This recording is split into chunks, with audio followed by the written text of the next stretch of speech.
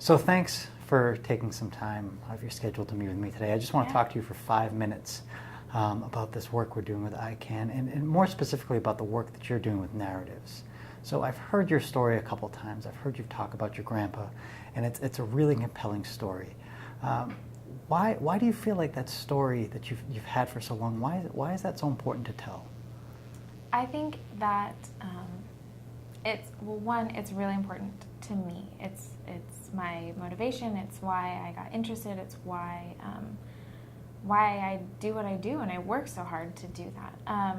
But it's also, I think, a story that other people can relate to, and that's maybe what makes it powerful. Is we're all consumers of healthcare at one point, whether it's us as a patient or it's a loved one as a patient. We've all been there, and maybe they haven't had the exact same experience that I have, but the feelings that go along with it, of the stress and not knowing what to do and feeling helpless and feeling those boundaries and not knowing how to break them down, that's something that we've experienced in our healthcare system, and that's something that we can relate to.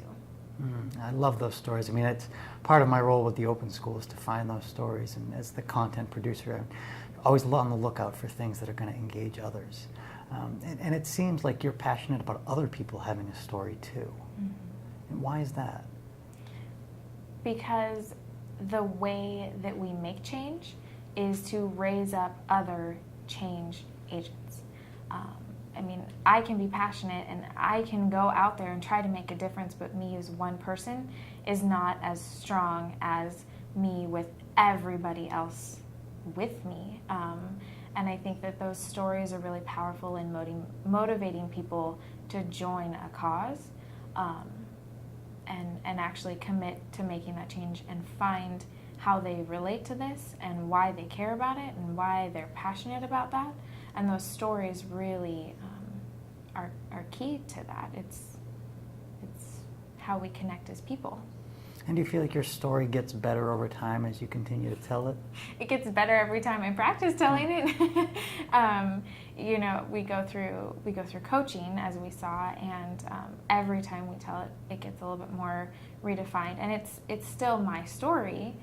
Maybe I just tell it a little better every time, or I find how to say what I want to say more effectively. And it seems like you're very good at that. It seems like you sort of have this natural sort of ability to coach people and to sort of lead people through this narrative exercise, which is pretty difficult. This is not an easy thing to do, right? To tell a story in a certain way to engage other people in doing it. So I have an idea. I think that within this narrative section of the course that we're creating, it would be great to have you as sort of like a coach, almost like somebody that would guide people that's on their level. I mean, you're still learning this stuff as well. You're continuing to practice it, but you're on their level. You're a student as well, and I feel like they would get an awful lot out of maybe just a couple coaching sessions from you about what you've learned about your narrative and how to tell a compelling story. Would you be willing to do that? Yeah, I think that would be a really exciting opportunity. Like you said, I'm still learning this, but part of being a better coach is having practice coaching.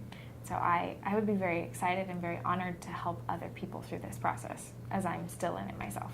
Great. I'm so happy that you're willing to help. After we finish filming, let's go back to my desk. We'll both look at our calendars. We'll find a time that we can connect and figure out all the details. Okay, that sounds exciting. That's great.